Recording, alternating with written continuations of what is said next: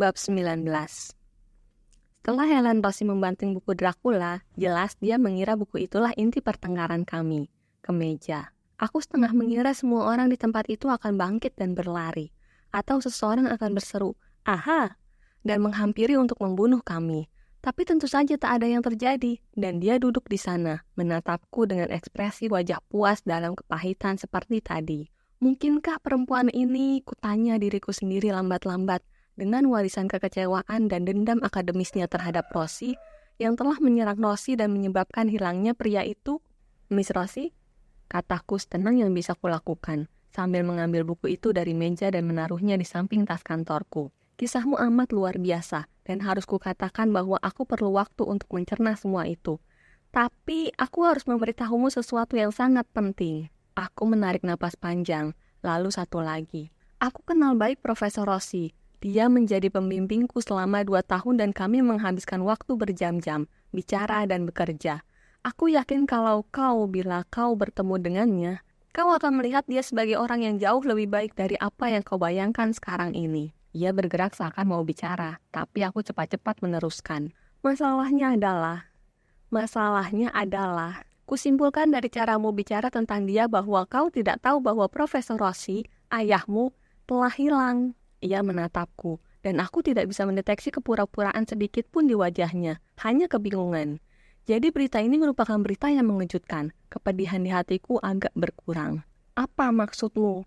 tanyanya. "Maksudku, 3 malam yang lalu aku bicara dengannya seperti biasa, dan hari berikutnya dia hilang. Polisi mencarinya sekarang. Kelihatannya dia hilang dari kantornya, dan mungkin terluka karena mereka menemukan darah di mejanya." Kuceritakan dengan singkat kejadian malam itu, dimulai dengan ketika aku membawa buku kecil aneh itu padanya. Tapi tidak kuceritakan apa yang Rossi beritahukan padaku. Dia memandangku, wajahnya berkerut karena rasa bingung. "Apakah ini semacam tipuan yang kau mainkan terhadapku?" "Tidak, sama sekali tidak. Betul-betul bukan. Aku hampir tidak bisa tidur sesaat pun sejak kejadian itu." "Apakah polisi tidak punya petunjuk di mana kira-kira dia berada?" "Tidak, sejauh yang ku tahu." Tatapannya mendadak berubah tajam. "Dan kau?" Aku ragu-ragu. "Mungkin." Ceritanya panjang, dan kelihatannya bertambah panjang setiap jam. "Tunggu." Ia menatapku tajam. "Waktu membaca surat-surat di perpustakaan kemarin, kau katakan surat-surat itu ada hubungannya dengan masalah yang dihadapi seorang profesor. Apakah maksudmu Rossi?" "Betul." "Masalah apa yang tadinya dia hadapi, yang sedang dia hadapi?" "Aku tidak ingin melibatkan dirimu dalam ketidaknyamanan atau bahkan dalam bahaya dengan menceritakan sedikit hal yang ku ketahui. Kau berjanji menjawab pertanyaanku setelah aku menjawab pertanyaanmu." Kalau matanya biru dan bukannya hitam, wajahnya akan merupakan kembaran wajah Rossi saat itu. Kubayangkan aku bisa melihat kesamaan di antara mereka berdua sekarang. Nyatakan ketegasan Inggris Rossi ke bingkai gelap kuat Rumania. Walaupun itu mungkin saja hanya refleksi pengakuannya sebagai anak perempuan Rossi. Tapi bagaimana dia bisa mengaku sebagai anak perempuan Rossi kalau Rossi menyangkal keras ia pernah ke Rumania? Setidaknya ia pernah berkata belum pernah pergi ke Danau Snagov. Di lain pihak, ia menyimpan brosur tentang Rumania itu di antara kertas-kertasnya. Sekarang Helen melotot padaku, yang tidak pernah dilakukan Rossi. Sekarang sudah terlambat untuk mengatakan padaku bahwa aku tidak boleh bertanya. Apa hubungannya surat-surat itu dengan hilangnya dia? Aku masih belum pasti, tapi aku mungkin perlu bantuan pakar. Aku tidak tahu temuan-temuan apa yang kau dapatkan dalam risetmu. Sekali lagi aku ditatap curiga. Aku yakin bahwa sebelum hilang, Rossi merasa dia dalam bahaya besar. Ia kelihatannya mencoba mencerna semua itu. Berita mengenai ayah yang selama ini baginya hanya merupakan simbol tantangan. "Bahaya? Bahaya apa?" Langsung saja kucurahkan semuanya. Rossi pernah minta padaku untuk tidak menceritakan kisahnya yang sulit dipercaya itu pada kolega-kolegaku. Dan aku belum menceritakannya pada siapapun. Tapi sekarang, tanpa terduga, aku memperoleh kemungkinan bantuan dari seorang ahli. Wanita ini mungkin tahu apa yang mungkin memerlukan waktu berbulan-bulan untuk kupelajari. Dan bahkan mungkin juga bahwa dia tahu lebih banyak daripada Rossi. Seperti yang dikatakannya tadi, Rossi selalu menekankan pentingnya mencari bantuan pakar. Ya, kalau begitu akan kulakukan sekarang. Maafkan aku. Aku berdoa pada kekuatan-kekuatan baik. Kalau ini akan mendatangkan bahaya bagi dirinya. Lagi pula ini cukup masuk akal. Kalau dia betul-betul anak Rossi, mungkin dia yang paling berhak mengetahui kisahnya. "Apa arti Dracula bagimu?" "Artinya bagiku," Ia mengerutkan kening. Sebagai konsep, pembalasan dendamku rasanya kepahitan yang tak tersembuhkan. Ya, aku mengerti itu. Tapi apakah Dracula memiliki arti lain bagimu? Apa maksudmu? Aku tidak tahu apakah dia mencoba menghindar atau betul-betul tidak mengerti maksudku. Rosie, kataku masih ragu-ragu. Ayahmu, yakin Dracula masih hidup dan berkeliaran di dunia? Ia menatap padaku. Bagaimana pendapatmu? Tanyaku. Apakah terdengar tidak waras bagimu? Aku menunggu dia tertawa atau bangkit dan pergi begitu saja seperti ketika di perpustakaan.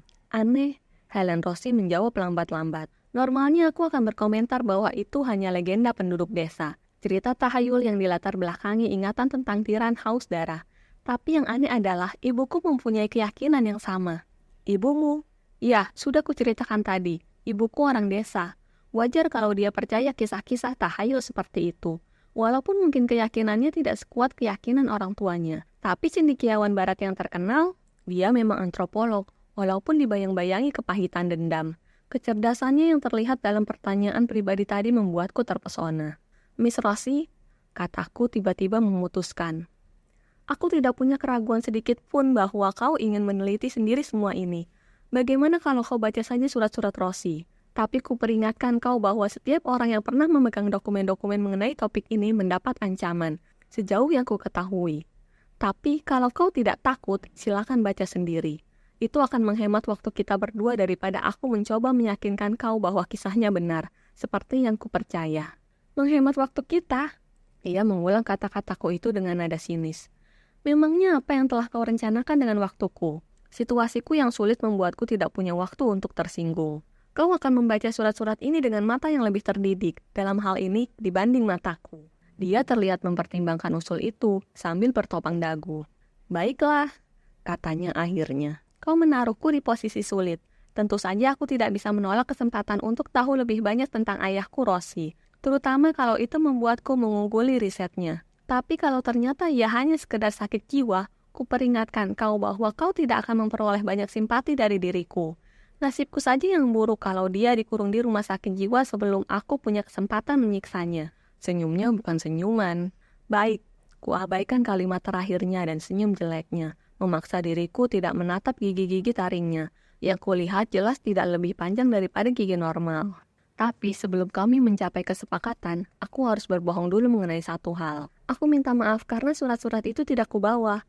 Aku tidak berani membawa-bawanya hari ini. Sebenarnya aku sangat takut meninggalkan surat-surat itu di apartemenku, dan surat-surat tersebut kusembunyikan di tasku.